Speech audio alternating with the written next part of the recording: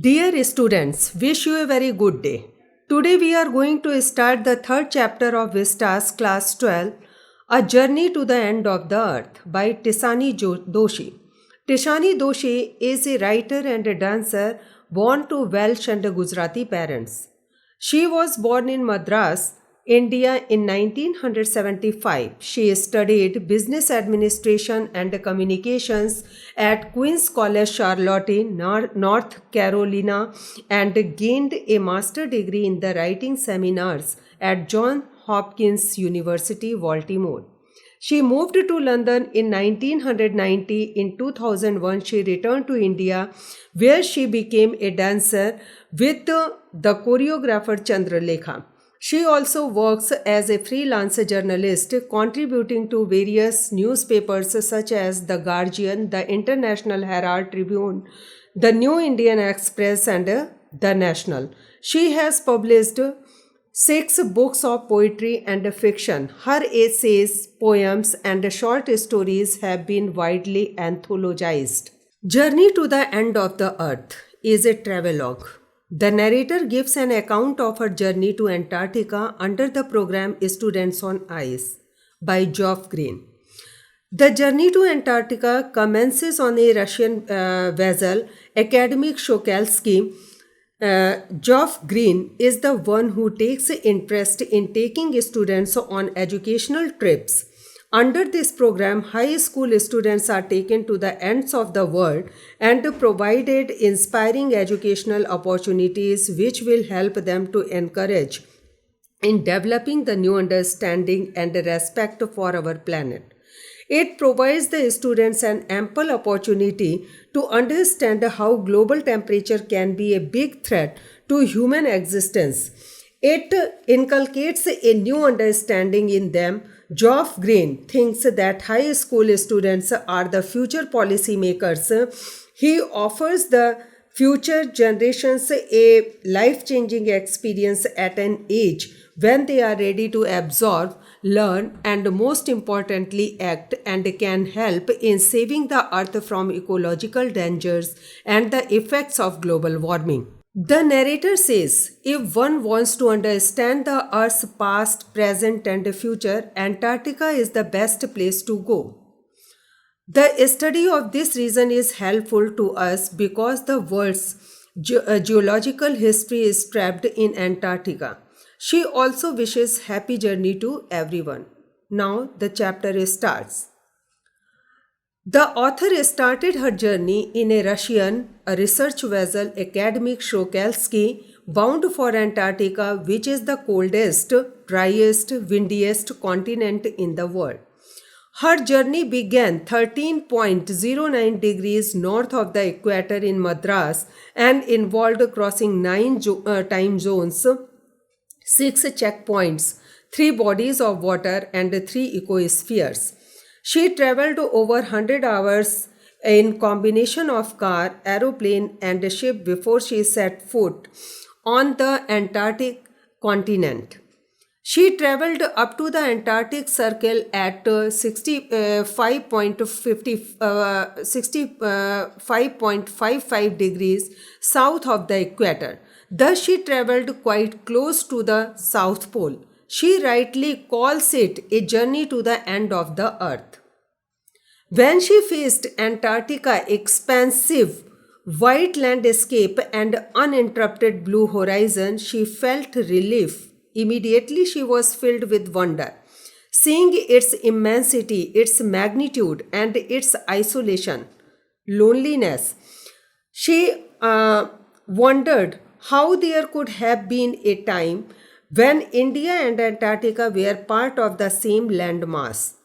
This geological phenomena is the only source available to us to know about not only about the history of mankind and their very origin, but also of the earth's origin and their transformation. It can tell us how a giant southern supercontinent Gondwana existed 650 million years ago, and how it broke into separate countries and continents that exist today.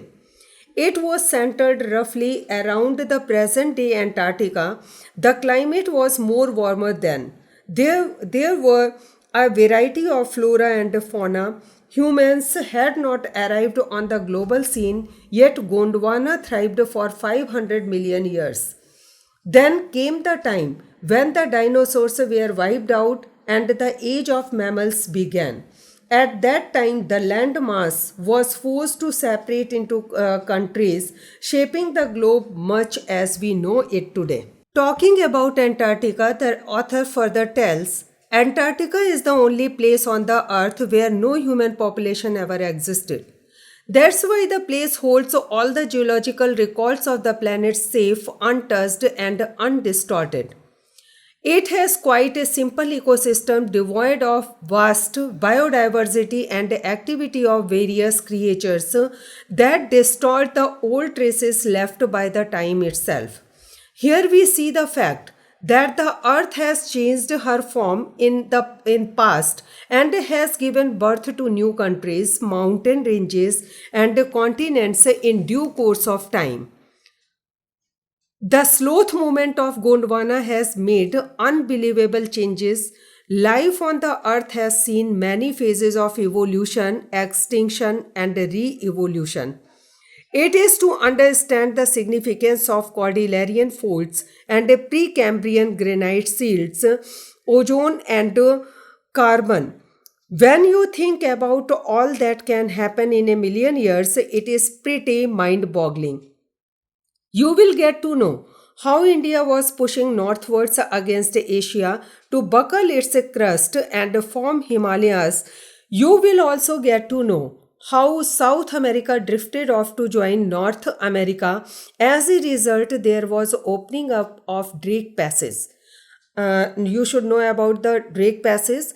This is the body of water between South America, Cape Horn, and South Sheeland Islands of Antarctica to create cold circumpolar current. The opening of Drake Passage created a cold circumpolar current which has kept Antarctica frigid, desolate, and at the bottom of the world. Tishani Doshi says that being a sun worshipping South Indian, it was very difficult for her to spend 2 weeks in a place where 90% of the Earth's total ice volumes are stored. It was a very chilling prospect, very challenging not only for her circulatory and metabolic functions but also for the imagination. She compares her stay in Antarctica to walking into a huge ping pong wall which had no human markers, no trees, billboards, buildings. She had lost all earthly sense of perspective and time. She at once forgot that she was somewhere on the part of the earth where whatever she could see ranged from the microscopic to mighty. Very tiny insects like midges and mites to blue whales and icebergs as big as countries. The largest recorded iceberg was of the size of Belgium. Days passed there in the unusual 24 hours in summer light related to southern hemisphere. There was an omnipresent silence which was interrupted by the occasional avalanche or calving means breaking ice sheet. All these made the place looking so holy as can be used for religious purposes. The place will engross you so much that you will be forced to place yourself in the context of the Earth's geological history. It gives a clear warning of the horrible future of mankind. Human civilizations have been around for only 12,000 years. It is a very small time on the geological clock, just equivalent to a few seconds. However, even during this short period of time, man has created a commotion and left a mark of his dominance over nature. The increasing human population is competing with the other species for limited resources. The burning of fossil fuels has led to the creation of a blanket of carbon dioxide around the world. Consequently, it has given rise to the global warming. The hottest debate of our time is whether the West Antarctic ice sheet will melt entirely or not. Will the Gulf Stream ocean current be disrupted? Will it be the end of the world? If we want to know about the Earth's past, present, and future, Antarctica is a place to go because it stands in its very original state. Not only because it has never sustained a human population, but it also holds in its ice cores 500,000 years old carbon records trapped in its layers of ice. Now she tells about the students on ICE program. She was working with on the academic Shokalski. This program aims to study and examine Earth's past, present, and future by taking high school students to the ends of the world and providing them with inspirational educational opportunities which will help them to develop a new understanding and respect for our planet. This program has been in operation for 6 years, now headed by the Canadian Geoff Green. He was not interested in taking celebrities and retired rich curiosity seekers who could only give back in a limited way. He considers high school students as the future generation of policymakers, so he offers them a life changing experience at an age when they are ready to absorb, learn, and most importantly, act. The reason behind the success of this program is that it is impossible to go anywhere near the South Pole and not be affected by it. Means if you go anywhere in the South Pole, you are sure to be influenced by it. The author says that when you are in your comfort zone, melting polar ice caps will not affect you. You will adopt a totally indifferent attitude towards them even after being aware of that. But when you see glaciers retreating, melting, and ice shelves collapsing, breaking, you begin to realize that the threat of global warming is very real. Antarctica has a simple ecosystem and a lack of biodiversity. So it is considered the perfect place to study how little changes in the environment can bring big changes. She is giving an example of phytoplankton. Phytoplankton are microscopic single celled plants of the sea. These grasses of the sea use the sun's energy to absorb carbon and synthesize organic compounds by photosynthesis. Thus, they nourish and sustain the entire food chain of the Southern Ocean. If there is further depletion of ozone layer, the activities of phytoplankton will be affected. Then the lives of all marine animals and birds of the region as well as the global carbon cycle will be affected. In this simple moral story of the phytoplankton, there is a great metaphor for existence. Take care of small things and the big things will fall into place. For doing something great, small steps will do. My Antarctic experience was full of such epiphanies, says Tishani Doshi. Epiphanies means a moment of sudden and great revelation or realization.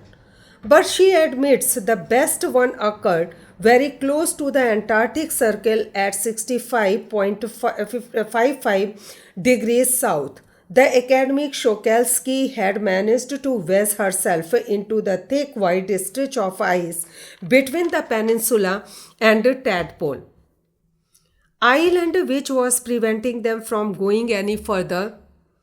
The captain decided to turn around and head back north.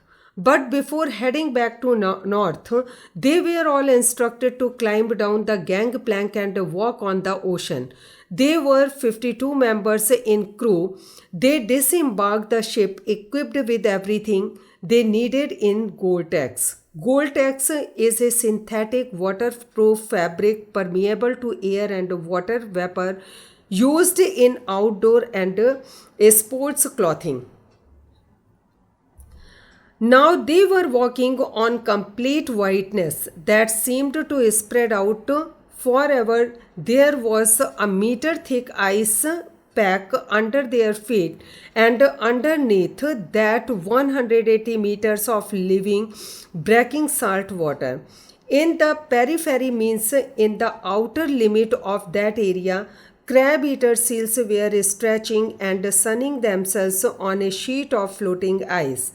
They were looking like stray dogs under the shade of a banyan tree. She kept wondering about the beauty of balance in play on Earth. She also wondered how Antarctica would appear if it became a warm place again, and whether the change would take place during our lifetime or we too disappear like the dinosaurs, mammoth, and woolly rhinos. So, this was all about the chapter. If you like the explanation, please press the like button. If you are new on the channel, subscribe it and also press the notification bell on to get the latest updates. So for practice questions, you can check the description box. Thank you very much. See you in the next video.